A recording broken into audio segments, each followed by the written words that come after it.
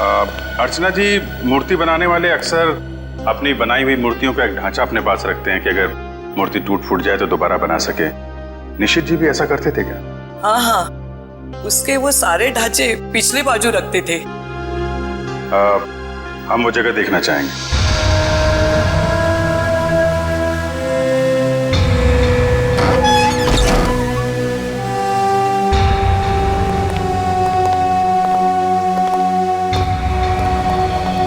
Sir, आप सब देख रहे हैं ना, ये उनकी पूरी जिंदगी की कारीगरी है। उन्होंने जितनी भी मूर्तियां बनाई थी उन सबका एक एक ढांचा यहाँ है।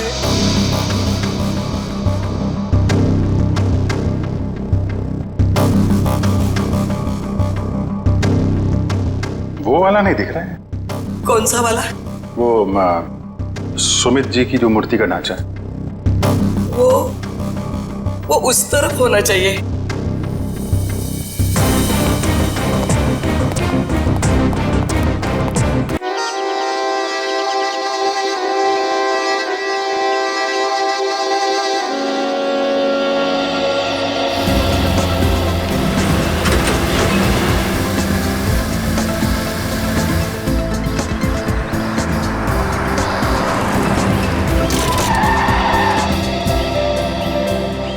अवनी, एक काम करो, गाड़ी को रिवर्स गियर में लगाओ।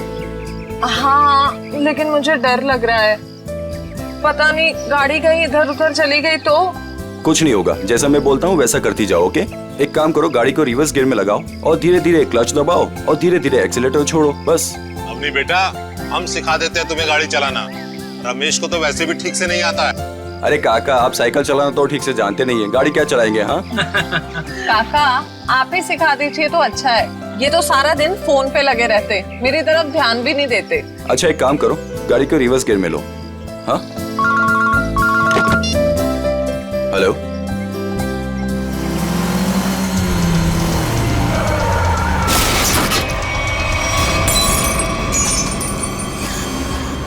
अवनी, ये तुमने क्या कर दिया? हाँ, बदबू कहां से आ रही है?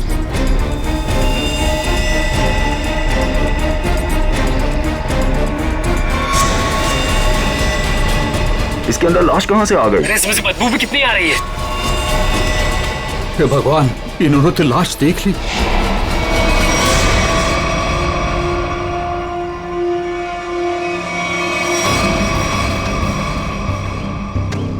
इस मूर्ति का बेस तो एकदम अच्छे से बनाया गया है, कोई लापरवाही की गई ऐसा लगता तो नहीं है।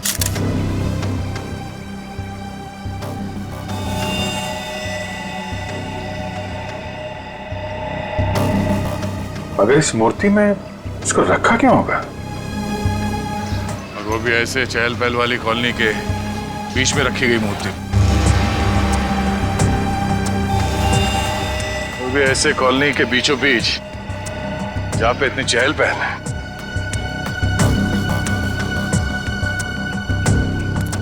सर, कॉलोनी के लोग काफी घबराए हुए हैं। किसी को नहीं पता है लाश किसके। और सर, इस कॉलोनी से कोई गायब भी नहीं हुआ है। चलो देखते हैं। आप लोग प्लीज इन बच्चों को अंदर घर भेज दीजिएगा। ये सब देखना सुनना इनके लिए अच्छा नहीं, प्लीज। बच्चों, घर जाके खेलो, जाओ। माँ, आजोबा की मूर्ति में क्या था और उससे इतनी बदबू क्यों आ रही थी? घर आके बताती हूँ। बच्चों, मम्मी की बात सुनना चाहिए। हाँ, जाओ घर के अंदर जाओ। आपके बच्चे ने कहा कि ये मूर्ति उनके दादाजी की? जी, मेरे पिताजी की मूर्ति थी। सुमित प्रकाश नाम था उनका। उनकी मूर्ति क्यों बनवाई थी? मेरे पति एक इंजीनियर और साइंटिस्ट थे। सूखे इलाकों के लिए उन्होंने एक नई सिंचाई पद्धति का आविष्कार किया था। इसी से खुश होकर गवर्नमेंट ने उन्हें ये जमीन दान में दी थी। और सुमित जी इतने महान थे कि उन्होंने वो जमीन कॉलोनी को दान कर दी थी और हमने उसी जमीन पर ये बच्चों के लिए ये पार्क बनवा दिया। इसीलिए हमने उनके सम्मान में इस पार्क में उनकी मूर्ति लगवाई। देखिए, ऐसा लगता है कि किसी ने हाल में इस लाश को मूर्ति में छिपाया है। हाँ, कुछ महीनों पहले। आप लोग बता सकते हैं कि मूर्ति यहाँ कब लगाई गई थी? क्योंकि शायद लाश को उसी वक्त अंदर रखा गया था। ये क्या कह रहे हैं सर? ऐसा हो ही नहीं सकता। सुमित जी जिस साल गुजर गए उसी साल ये मूर्ति वहाँ लगवाई गई थी। कम से कम 39 साल हो गए। 39 साल पहले? तो ये हो सकता है कि जब हाल फिलहाल में मूर्ति बदली गई हो या फिर इसकी मरम्मत की गई हो तब ये लाश इसमें डाल दी गई हो। जी नहीं, जब से ये मूर्ति लगवाई गई है तब से ना इसकी मरम्मत हुई है और ना इसे बदला गया। ऐसे कैसे हो सकता है? कुछ महीनों पहले मरे हुए आदमी की लाश इतनी पुरानी मूर्ति के अंदर कैसे हो सकता है? शायद ऐसा हुआ हो कि रात के अंधेरे में ये काम हुआ हो और आप लोगों को पता नहीं चला। पूर्वी, जरा वॉचमैन से पता करना। सर इस कॉलोनी में करीब 200 फैमिलीज रहती है। अगर किसी ने रात को पुतला बदला होता, किसी ने तो देखा होता, लेकिन यहाँ तो किसी ने कुछ देखा ही नहीं। सर यहाँ पर 2 वॉचमैन है, एक दिन में ड्यूटी करता है और एक रात में, और दोनों का ही कहना है कि किसी ने भी मरम्मत का काम होते हुए नहीं देखा। कमाल है, अगर कोई काम हुआ नहीं है तो फिर ये लाश मूर्ति के अंदर आई कैसे? सचिन, 39 साल पहले ये ब्रॉन्ज की मूर्ति खड़ी की गई हो, तब से लेकर आज तक ना किसी ने उसकी मरम्मत की, ना उस मूर्ति को बदल दिया। हाँ सर, 1976 की बात है सर। हाँ, और आज उस ब्रॉन्ज के पुतले के अंदर मिलती है एक लाश, और कॉलोनी के 40 लोग कहते हैं कि उन्होंने कुछ देखा तक नहीं। कैसे हो सकता है मूर्ति के अंदर लाश? 2 ही तरीके आते हैं मेरे दिमाग में। एक, या तो पुरानी मूर्ति के अंदर लाश रखी, या फिर नई मूर्ति बनाकर उसके अंदर लाश डालकर उस नई मूर्ति को पुरानी मूर्ति की जगह रखी गई और पुरानी मूर्ति गायब कर दी गई होगी। सर, लेकिन ब्रॉन्ज की नई मूर्ति बनाने के लिए तो कई दौर से गुजरना पड़ा हो। पहले तो उसने प्लास्टर ऑफ पेरिस का ढांचा तैयार किया होगा, फिर उस ढांचे से उसने नया सांचा तैयार किया होगा, और फिर कम से कम 1200 डिग्री सेल्सियस पे उसने उस ब्रॉन्ज को पिघला कर उसमें डाला होगा, और फिर उसके टुकड़े किए होंगे। टुकड़ों को फिर वेल्डिंग करके जोड़ा गया होगा, फिर मूर्ति तैयार होगी तो उसे खड़ा कर दिया गया होगा। ये कुछ चुटकी भर में थोड़ी होता है, बहुत टाइम लगा होगा, बहुत टाइम लगा होगा। और सर लाश को मूर्ति में रखा गया होगा, मूर्ति को कॉलोनी में लाया गया होगा, और फिर पुरानी मूर्ति की जगह रखा गया होगा। पूर्वी, इतनी बड़ी मूर्ति कोई गोदी में उठाकर तो नहीं ला सकता। उसे लाने के लिए ट्रक या फिर कोई बड़ी गाड़ी लाई होगी, उसके साथ साथ उसे खड़े करने के लिए क्रेन लाया गया होगा। इतना सब अगर हुआ है, फिर भी कॉलोनी के लोग कहते हैं कि उन्हें कुछ मालूम नहीं, ऐसा कुछ हुआ ही नहीं। सर फिर तो पहला वाला तरीका इस्तेमाल किया गया होगा सर। बॉडी को कॉलोनी में लाया गया होगा और फिर मूर्ति में रख दिया गया होगा। पंकज, मूर्ति को लेटाया गया होगा, उसके बाद उसके अंदर लाश को रखा गया होगा, और फिर उसे खड़ा भी किया होगा। कैसे हो सकता है? कैसे हो सकता है ये? सर इतना अजीब तरीका लाश को ठिकाने लगाने का, खूनी को ये सब करने की जरूरत क्या थी? वही तो, इतनी तकलीफ क्यों? लाश को ब्रॉन्ज की मूर्ति के अंदर ही क्यों? कोई ना कोई वजह तो जरूर होगी, पर है कौन ये? है कौन ये? लाश है किसकी? कैसे मरा ये? मरा या मारा गया? इस आदमी की उम्र 45 साल है और इसकी मौत इसके सर पे लगी चोट की वजह है। अरे sir sir sir sir, Hindi में बोलेंगे तो मुझे भी समझ में आएगा। क्या बोल रहे हैं? इस आदमी की उम्र 45 साल है और इसकी मौत इसके सर पर लगी चोट की वजह से हुई है। ये हुई ना? Thank you. और कुछ और बता सकते हैं? कोई जादू है? चुटकी बजाऊंगा हो जाएगा? अरे कोई जादू है जो चुटकी बजाऊंगा सब कुछ हो जाएगा? मन तो करता है चुटकी बजा दूं और ये आदमी गायब हो जाए। क्या बोले तुम? मतलब मैं कह रहा था साड़ुंके साहब, आप चुटकी बजा दे तो केस सॉल्व हो जाएगा। कितना किया है, ये तो कुछ भी नहीं है। हाँ, लेकिन अभी मेरा चुटकी बजाने का मूड नहीं। ठीक है, तो मैं उधर बजा लेता हूँ चुटकी। किधर चले जाते हो? हाँ देखिए आप, तारिका जी।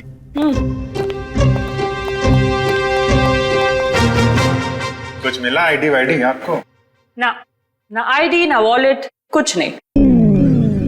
और ये कपड़ों की हालत देखो। भाई साहब, बज गई चुटकी। लेकिन मैं आपको एक चीज बता सकती हूँ। अरे वाह, अब बजी चुटकी। मुझे मालूम था तारिका जी, आप मुझे कभी निराश नहीं करेंगे। बताइए।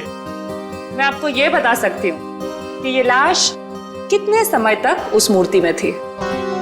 अच्छा, कितने समय से? ये लाश ब्रॉन्ज की मूर्ति में बंद थी, वातावरण के प्रभाव में आए बिना। कुछ टेस्ट के बाद ये पता चला है कि 2 महीने से ये लाश उस मूर्ति में बंद थी। ओह, मतलब इस आदमी का खून 2 महीने पहले हुआ है। लगता तो ऐसा ही है। लेकिन सर, किसी ने इस लाश को देखा किसी ने उस मूर्ति में रखते हुए? कॉलोनी वाले बता रहे थे कि मूर्ति 39 साल पुरानी है। डॉक्टर साहब, आप ये बता सकते हैं ये मूर्ति नई है या पुरानी है? ये मूर्ति 39 साल पुरानी नहीं है, नई है। ओह, मतलब इस मूर्ति को वहां पे ट्रक में लाया गया होगा। किसी ने ट्रक को देखा कैसे नहीं? मुझे नहीं पता। सालू के साहब, किसी ने उस क्रेन को कैसे नहीं देखा जिसके जरिए उस मूर्ति को अपनी जगह पे रखा गया? मुझे नहीं पता। सालू के साहब, उस मूर्ति में वेल्डिंग कब और कैसे की गई? मुझे नहीं पता, मुझे नहीं पता, मुझे नहीं पता। ठीक है सर, मुझे लगता है लाश की गंध की वजह से सालूम के साहब का दिमाग खराब हो गया है। क्या बोल रहा है? क्या बोल रहा है? क्या बोल रहा है? क्या बोल रहा है? देखो, मुझे परेशान मत करो, मुझे इस लाश का चेहरा भी बनाना है। Don't disturb me. सर, आपसे कोई सवाल नहीं करेंगे, आप चेहरा बनाइए। चलो, एक बात तो ये पता चल गई कि मूर्ति नई है और किसी ने उसमें लाश रखी है। और कैसे सर? कैसे और कब का पता बाद में लगाएंगे। पहले ये पता लगाना है कि ये नई मूर्ति बनाई किसने।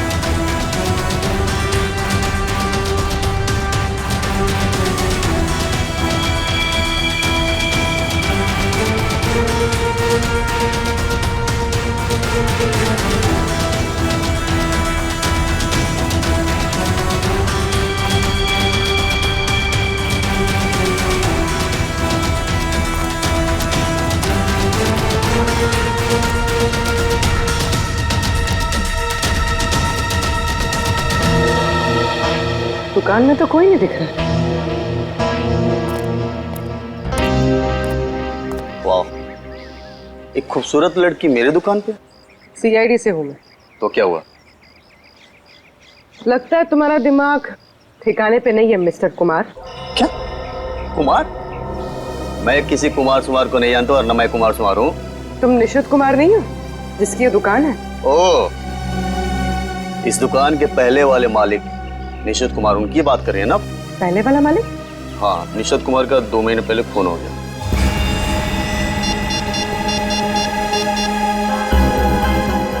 हेलो, अभिजीत साहब।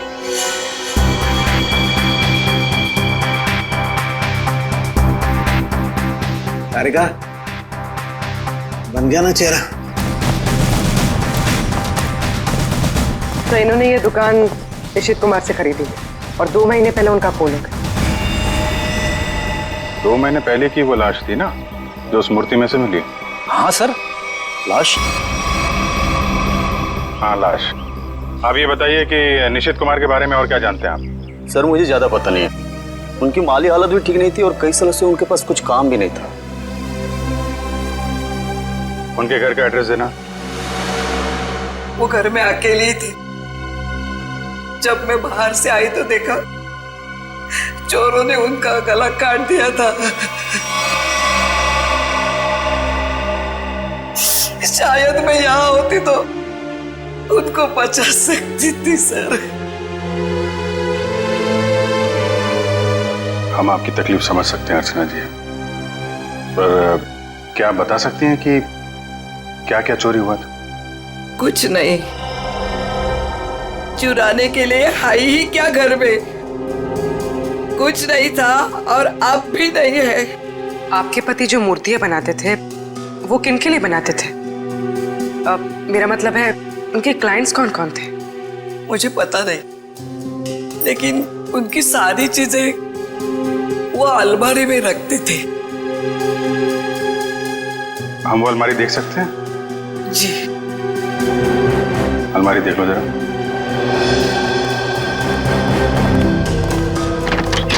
अर्चना जी, ऐसा भी हो सकता है कि ये चोरी का मामला ना हो। मैं समझी नहीं सर कुछ। निशित जी का कोई दुश्मन भी था जो उनकी जान लेना चाहता हो? सर मामूली सा शिल्पकार, उनका दुश्मन कौन हो सकता है?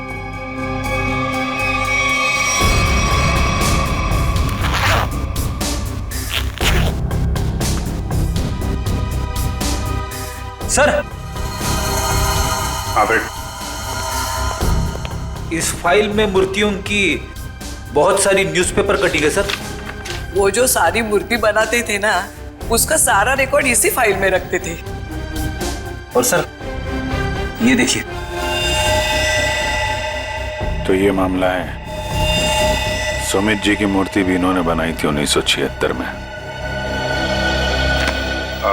अर्चना जी, मूर्ति बनाने वाले अक्सर अपनी बनाई हुई मूर्तियों का एक ढांचा अपने पास रखते हैं कि अगर मूर्ति टूट फूट जाए तो दोबारा बना सके। निशित जी भी ऐसा करते थे क्या? हाँ हाँ, उसके वो सारे ढांचे पिछले बाजू रखते थे। हम वो जगह देखना चाहेंगे।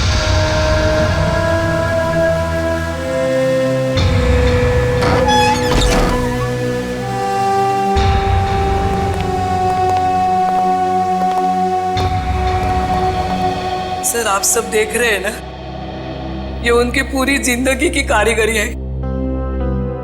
उन्होंने जितनी भी मूर्तियां बनाई थी उन सबका एक एक ढांचा यहाँ है।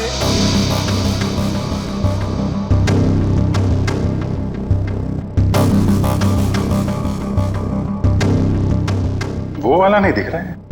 कौन सा वाला? वो सुमित जी की जो मूर्ति का ढांचा है। वो उस तरफ होना चाहिए।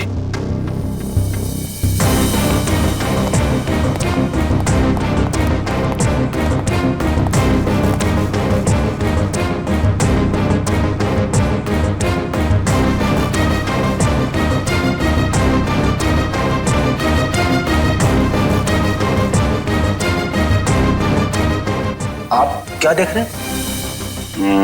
ये मिट्टी देख रहे हो? यहाँ पे कोई ढांचा था जो अब नहीं है। अर्चना जी, हाँ, वो सुमित कुमार जी की मूर्ति का ढांचा यहीं पे था? हाँ यही था। ले गए। सर आपका मतलब उन चोरों से थे नहीं? सुमित कुमार जी की मूर्ति का ढांचा चोर चुरा के ले गए। निशित जी का खून इस ढांचे की वजह से हुआ है।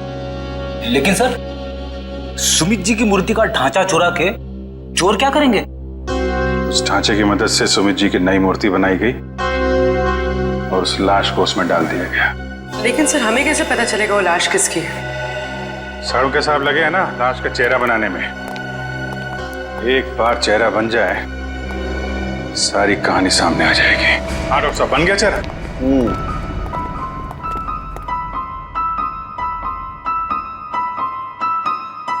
ये देखो बॉस, ये है वो मरा हुआ आदमी। क्या? ये कैसे हो सकता है? डॉक्टर साहब, ये क्या मजाक है? भाई साहब, मैं मजाक नहीं कर रहा हूँ, यही है उस आदमी का चेहरा, ऐसा ही दिखता है वो। मैं जानता था, मुझे बिल्कुल पता था ये कुछ ऐसा करेंगे जिससे सारा केस उलट जाए। क्या बात कर रहे हो यार तुम? मैं ऐसा क्यों करूंगा? क्या हो गया तुम्हें? अभिजीत, ये क्या कह रहे हो तुम? ये उसी आदमी का चेहरा है। सर मजाक क्यों करेंगे? क्योंकि डॉक्टर साहब ने जो चेहरा बनाया है वो मूर्ति का चेहरा है। सुमित जी का चेहरा है जो 39 साल पहले मर चुके हैं। इस चेहरे में सिर्फ मूंछ लगाना बाकी। क्या बात कर रहे हो? ये आप बताइए, आपने बनाया है चेहरा? तो मैंने तो वही बनाया है जो मुझे खोपड़ी ने बताया। मैंने तो मूर्ति देखी भी नहीं है यार। तो आप देख लीजिए, ये मूर्ति है। तो वाकई वही चेहरा है जो मैंने बताया। ऐसा कैसे हो सकता है? सर ये आदमी 39 साल पहले मर चुका है। आज जिंदा होता तो 80 साल का होता। और आपने कहा था ना कि ये मरा हुआ आदमी 45 साल का। कैसे पॉसिबल है? आई एम सॉरी बॉस, मुझे छुट्टी चाहिए। वो आप देखो सर। पहले हम ये पता लगाने की कोशिश कर रहे थे कि लाश को मूर्ति में रखा कैसे गया। अब हमें ये पता लगाना है कि सुमित जी की लाश सुमित जी की मूर्ति में आई कैसे और क्यों। सर कुछ पता चला उस लाश के बारे में? देखिए उसी के बारे में हम लोग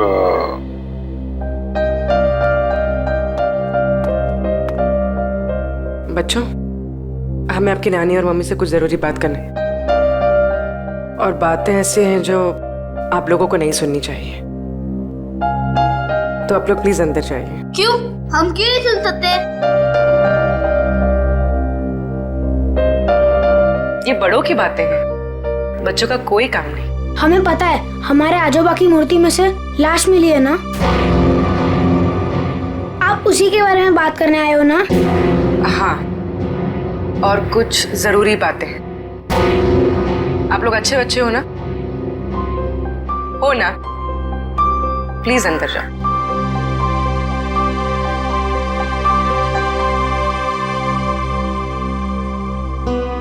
सर बताइए ना, क्या पता चला आप लोगों को? एक्चुअली इस केस की जांच को लेकर हम थोड़ी उलझन में हैं और हमें लगता है कि आप सुलझा सकती हैं इस उलझन को। कैसी उलझन? और मैं कैसे सुलझा सकती हूँ? दरअसल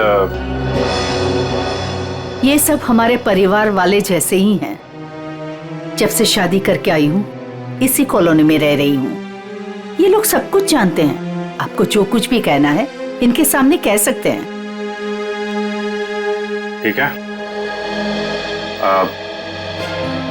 आपके पति सुमित जी को गुजरे हुए करीब 39 साल हो गए है ना। लेकिन सुमित जी की मूर्ति में से हमें जो लाश मिली है वो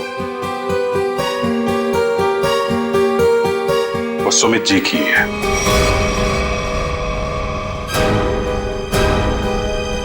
ये कैसे हो सकता है? ऐसा ही हुआ है। ये देखिए।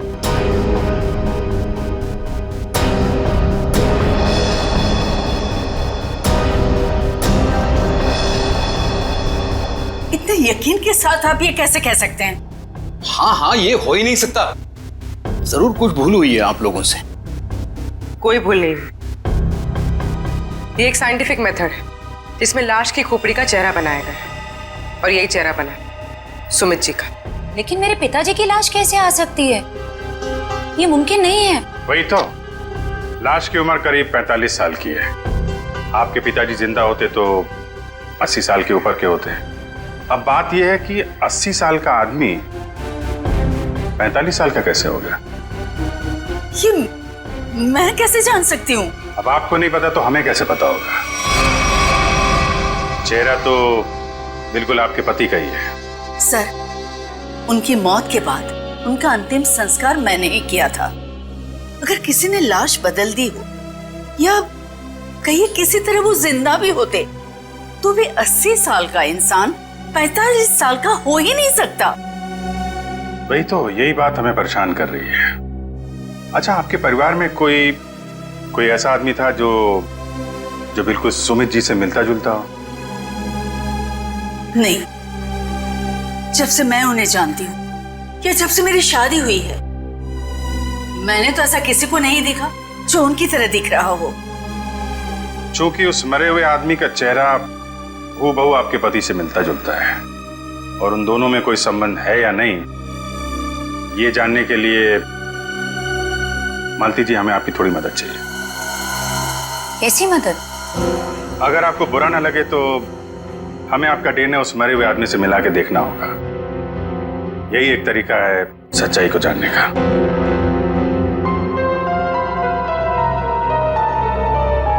ठीक है, मैं तैयार हूँ, क्योंकि हम भी इस सवाल का जवाब चाहते हैं।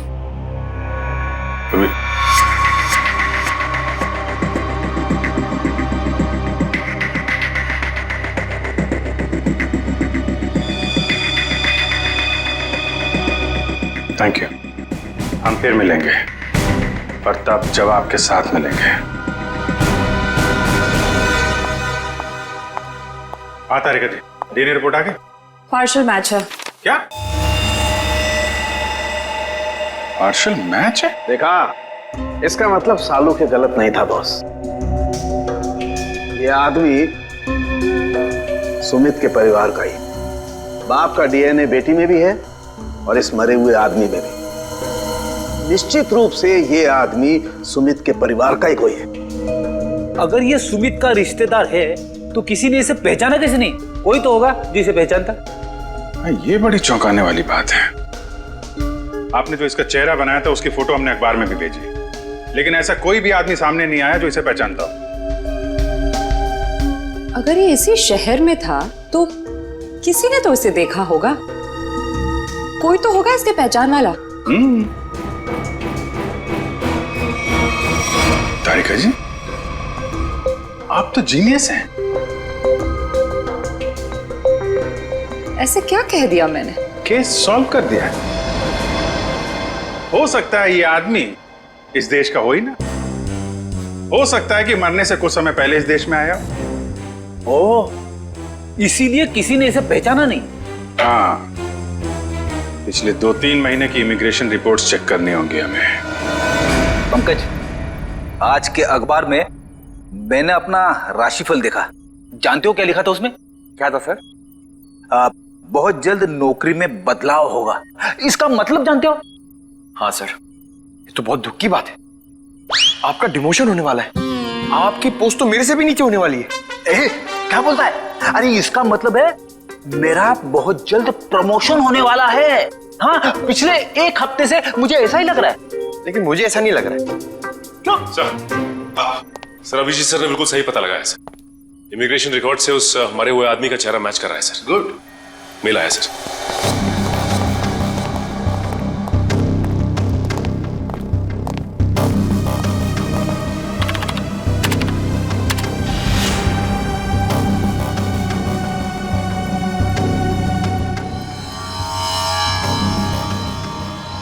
सचिन, ये तो बिल्कुल सुमित जैसे ही दिखता है।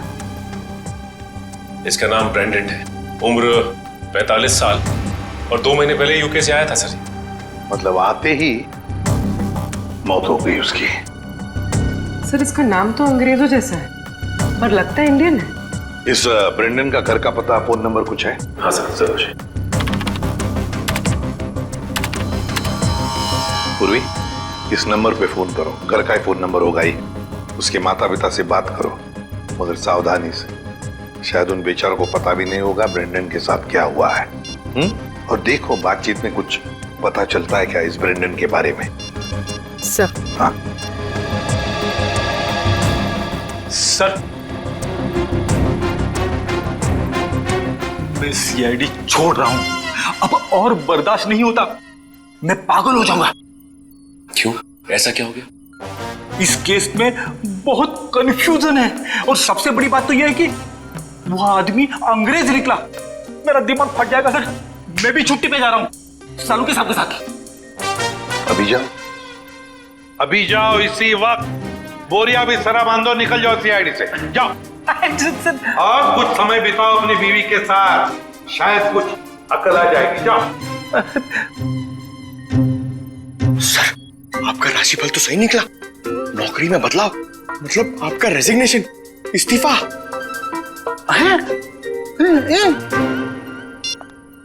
सर। हाँ पूर्वी, बात हो गई? हाँ सर, एक और चौंकाने वाली बात पता चली। क्या? सर, ये ब्रेंडन सुमित का बेटा था। ब्रेंडन सुमित का बेटा है? वो कैसे? उसकी पहली शादी से। सुमित ने बियाट्रिस नाम की एक अंग्रेज औरत से 1970 में शादी की थी। बेटे को जन्म देते हुए वो औरत मर गई। बीवी की मौत के बाद उसका दिल टूट गया और वो अपने इस बेटे को लेकर इंडिया वापस आना चाहता था, लेकिन उसकी बीवी के घर वालों ने बच्चे को आने नहीं दिया।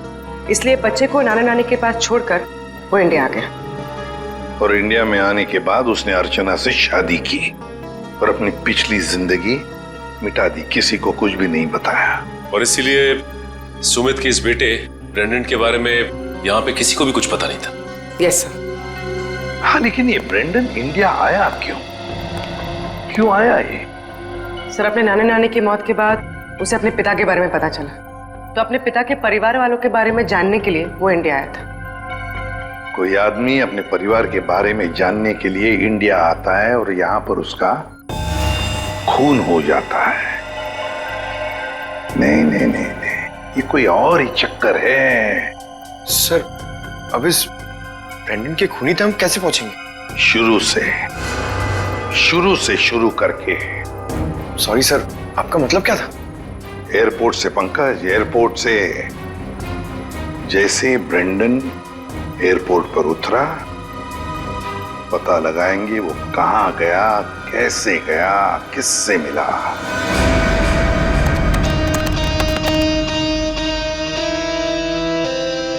सर, ये फुटेज एयरपोर्ट के अराइवल गेट की है सर, जब ब्रेंडन इमिग्रेशन से बाहर निकल चुका था। सर, ये रहा ब्रेंडन, ये कैप वाला आदमी ब्रेंडन से मिलने आया। कैप की वजह से इसका चेहरा ठीक से दिख नहीं रहा। जरा जूम करो उस पर।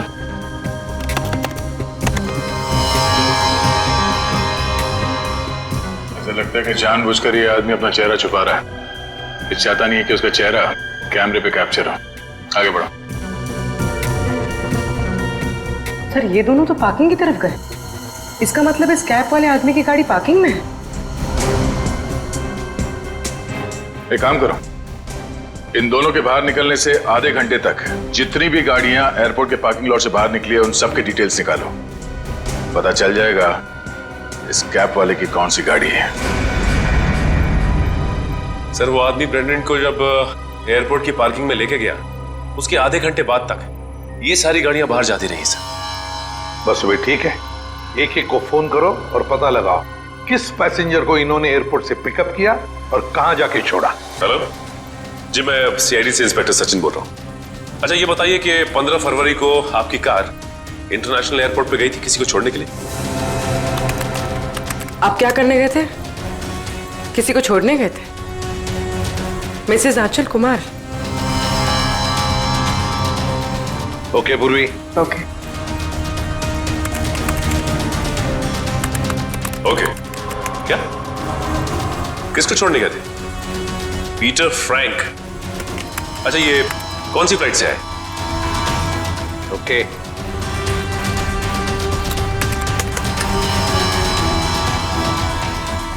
मिस्टर डिसिल्वा,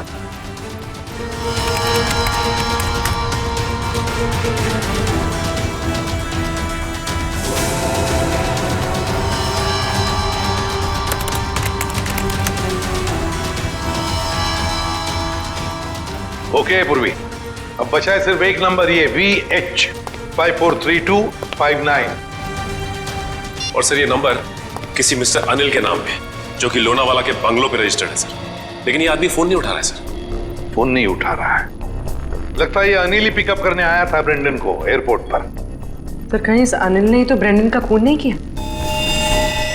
हो सकता है पूर्वी, एक बात तो पक्की है, इस अनिल का जरूर कोई ना कोई संबंध है ब्रेंडन के खून के साथ। सरकार के रजिस्ट्रेशन के हिसाब से अनिल जी का घर यही है। काफी पैसे वाला लगता है ये अनिल जी। इतना बड़ा बंगला, वो कार। लेकिन इस अनिल जी को ब्रेंडन से क्या काम पड़ गया? सर, मुझे तो लगता है कि इस ब्रेंडन को इंडिया में कोई जानता ही नहीं होगा।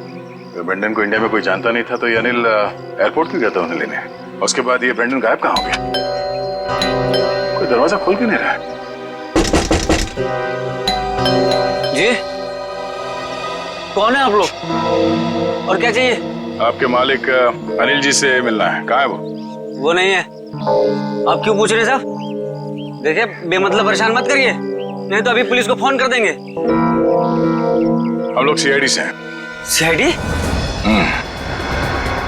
सीआईडी कहाँ से?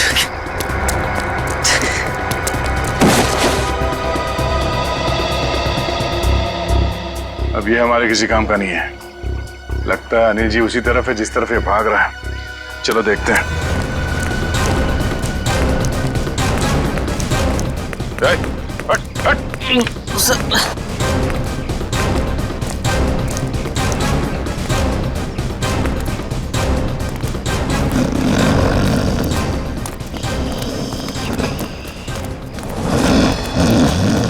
लगता है यही अनिल जी है। अनिल जी,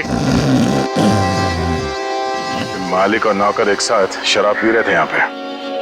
अनिल जी, अनिल जी,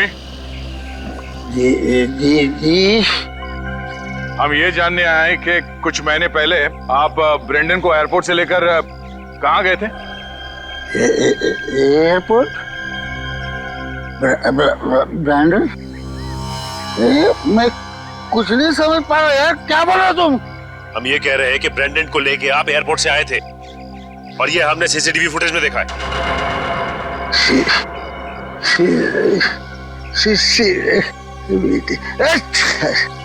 अनिल जी, आपकी कार कौन सी है?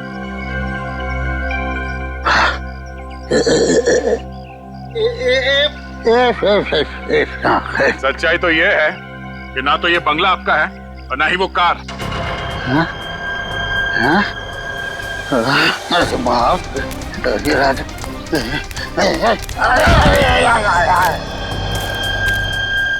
अब सच बताओ। सर मैं कुछ नहीं जानता सर मैं तो एक मामूली सा वॉचमैन हूँ सर, वॉचमैन। ये मेरा मालिक है ना, मालिक, उसने अपना बंगला और कार मेरे नाम पर कर दिया सर। ये मेरा कुछ भी नहीं है सर। तो फिर किसका है? सर मैं कैसे बोलूं सर, मेरी जान चली जाएगी सर। देखो, तुम चिंता मत करो, कुछ नहीं होगा तुम्हें। सिर्फ ये बताओ, किसने कहा था तुम्हें ये सब करने के लिए? क्या बात है, आप लोगों ने हमें यहाँ क्यों बुलाया? कुछ पता चला क्या? हाँ, एक चौंकाने वाली कहानी। ये कहानी हम आप लोगों को भी सुनाते हैं। इस कहानी को हम वहां से शुरू करते हैं जब सुमित जी को सरकार ने जमीन दान दिया था। उस जमीन में सिर्फ एक छोटा सा गार्डन नहीं था, बल्कि वो जमीन भी था जिस पे आज मॉल बना हुआ है आपके कॉलोनी के पीछे। लेकिन इस बात का पता हमें क्यों नहीं चला? क्योंकि आप लोगों से पहले कुछ और लोगों को पता चल गया। उन्हें यह भी पता चल गया कि सुमित जी अपनी पूरी जमीन को बच्चों के पार्क के लिए दान करना चाहते हैं, और ये बात उन्हें अच्छा नहीं लगा। उन्होंने सुमित जी को रोकना चाहा। जब सुमित जी नहीं माने तो उनका फोन कर दिया। क्या? जी हाँ, सुमित जी का एक्सीडेंट कोई एक्सीडेंट नहीं था। इसकी प्लानिंग की थी उन लोगों ने, और उन लोगों ने जमीन का एक छोटा सा हिस्सा आपके कॉलोनी को दिया और बाकी बिल्डर्स को बेच दिए। वो मॉल जहाँ पे खड़ा है वो जमीन। बिल्डर से मिले पैसे से ऐश कर रहे हैं वो लोग। उनके पास देश विदेश में बहुत सारे घर हैं, बंगलो हैं, ढेर सारी गाड़ियां हैं, और ये बात किसी को नहीं पता, उनके दोस्तों और परिवार वालों को भी नहीं। और सुमित जी का बेटा ब्रेंडन जब अपने परिवार वालों से मिलने इंडिया आया तो उसे भी मार दिया गया। क्यों, ये हमें मालूम नहीं। और फिर बेटे की लाश को पिता के मूर्ति में छुपा दिया। अब ये कैसे किया है, ये हम जानना चाहते हैं। लेकिन वो कौन लोग हैं? यही हैं वो लोग। सच तो ये इसी कॉलोनी में रह रहे हैं, धोखे और खून से कमाए हुए पैसों पर ऐश कर रहे हैं, लेकिन हम उन्हें जानते हैं।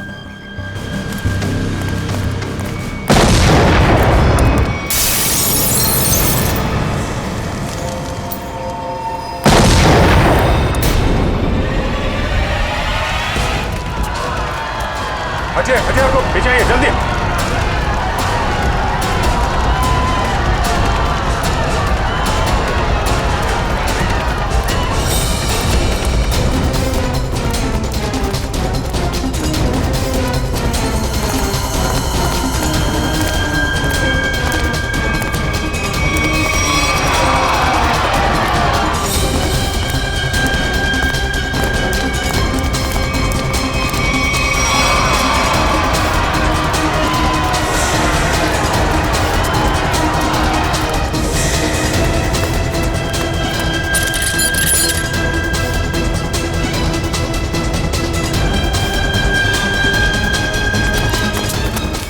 आनंद, आनंद संभालना यार। अरे अरे क्या हो रहा है ये?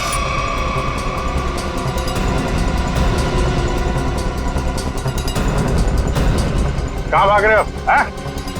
अरे सर उतारिए हम लोगों को। सर मर जाएंगे हम। सर नीचे उतारिए प्लीज। सर हमने तो तुम दोनों का नाम भी नहीं लिया था।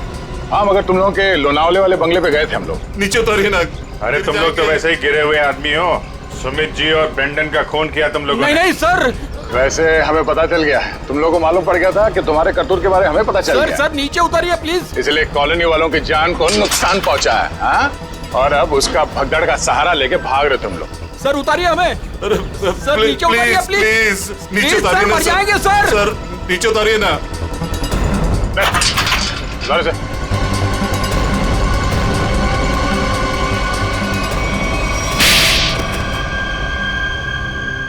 लेकिन वो तो आपके दोस्त थे, फिर आपने उनको क्यों मार दिया? क्योंकि इनके लिए पैसा दोस्ती से ज्यादा मायने रखता है। लेकिन ब्रेंडन को क्यों मारा? सर एक्चुअली हम उसे मारना नहीं चाहते थे। हम उसे एयरपोर्ट से सीधा हमारे खाली पड़े हुए फ्लैट पे लेके गए। हमने सोचा था हम उसके बाप के मरने की झूठी कहानियां सुनाकर उसको यूके वापस भेज देंगे, और उसने हमारी वो बातें सुन ली थी जिसमें हमने सुमित को मारने का जिक्र किया था। इसके लिए उसको मारा सर। लेकिन उसकी लाश मूर्ति में क्यों छुपाई? हम नहीं चाहते थे कि उसकी लाश किसी भी हालत में सीआईडी को मिले। अगर हम उसे जलाते, दफनाते या किसी तालाब झील में उसकी लाश छोड़ देते तो एक न एक दिन तो लाश मिल ही जाती ना। फिर तो हम पकड़े जाते। इसलिए हमने उसकी लाश सुमित की मूर्ति के अंदर डाल दी थी ताकि कोई ढूंढ ना सके। इसीलिए तुम लोगों ने निशित को मार दिया और उसके गोडाउन से सुमित जी के पुतले का ढांचा को चुरा लिया और नई मूर्ति बनाई। हाँ? लेकिन तुम लोगों ने मूर्ति जब बदली तो कॉलोनी वालों को कैसे नहीं पता चला? वो सर हमने एक दिन पूरे कॉलोनी वालों को रात के खाने की दावत दी थी और हमने उनके खाने में नींद की गोलियां डाल दी थी। अच्छा, जब सारी कॉलोनी सो गई तो पुरानी मूर्ति की जगह नई मूर्ति रख दी। अगर रोनी अपने कार से उस मूर्ति को ठोकर नहीं मारती तो इनके काले कारनामों से पर्दा नहीं हटता। लेकिन सच्चाई में एक ताकत होती है जो कभी छुपती नहीं, और जुर्म में भी वही कमजोरी होती है, वो भी कभी छुपती नहीं। इन्हें हमारे हवाले कर दीजिए, इन्हें सजा अब हम देंगे। हाँ सर, इन्होंने हमें धोखा दिया है, ये हमारे गुनहगार है। नहीं सर, हमें अरेस्ट कर दो, ये लोग मार डालेंगे। हमें अरेस्ट कर लीजिए सर। तुम्हें सजा देने का हक अगर हमारे हाथ में होता तो हम तुम्हें इनके हवाले कर देते। हमारे हाथ बंधे हुए हैं, वरना निखिल, पंकज ले जाओ इन्हें।